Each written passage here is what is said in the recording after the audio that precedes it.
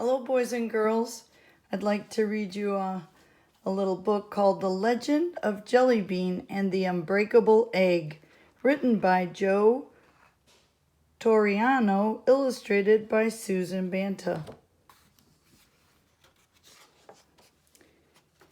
The Legend of JellyBean and the Unbreakable Egg. Here's the title page.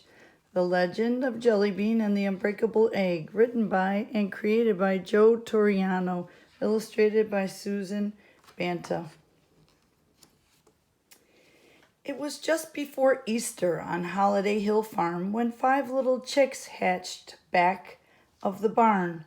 First came Rose, then came Violet, next Lily came along, then Daffodil and Tulip, and then something went wrong. One little chick, chick number 6, couldn't get out of her egg. The shell was too thick. She tried every trick that a chick knew to do. She tried and she tried. The others tried too. They pecked it, they poked it, they gave it a whack. But the unbreakable egg just wouldn't crack.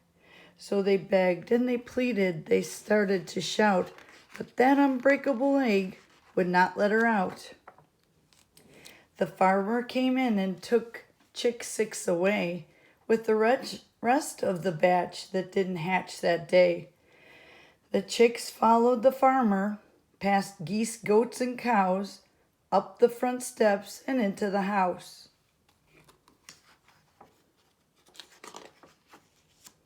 There were eggs on the table, there were eggs on the chairs. There were dozens and dozens, but which egg was theirs? Then the 5 little chicks heard a very soft rapping and knew that chick 6 was on the tabletop tapping. The chicks flapped and they flapped and they flew through the air.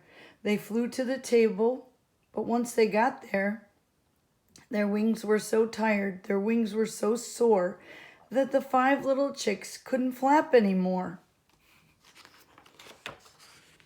One by one, the chicks dropped from the sky right into crocks filled with Easter egg dye. Now Rose was red and Violet was blue, Lily was orange, Tulip green through and through, and Daffodil was as yellow as any daffodil that grew. Inside her egg, chick 6 started to cry.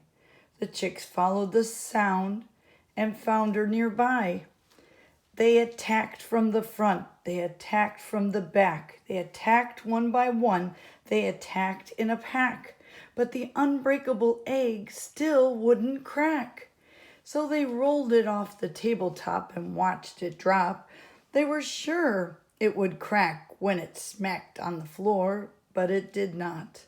It bounced and bounced and right out the front door. The sun was setting and the barnyard was calm.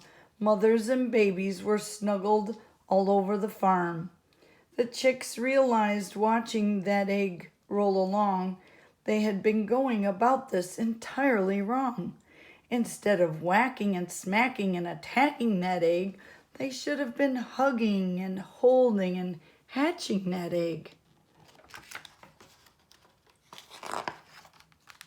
So these birds of a feather all huddled together to keep chick 6 and her egg nice and warm. Then it started to drizzle, and the drops that fell made the dye from their feathers drip onto the shell, and the pattern of 5 different colors was created, made the unbreakable egg look decorated. And on Easter morning, with the sun shining bright, the 5 little chicks woke up from the night. They were colorful pieces of shell on the ground. But where was chick 6? They looked all around. Then out of the shadows stepped chick number 6, and her feathers were wonderful, colorful mix. They were red and blue, yellow, green, and They were red and blue, yellow, orange, and green. So the chicks named 6-chick JellyBean. The chicks marched through the barnyard, proud as could be, with JellyBean in front, chirping, "Come on, follow me." Every animal on the farm joined in the fun, and it was the best parade, the very best one.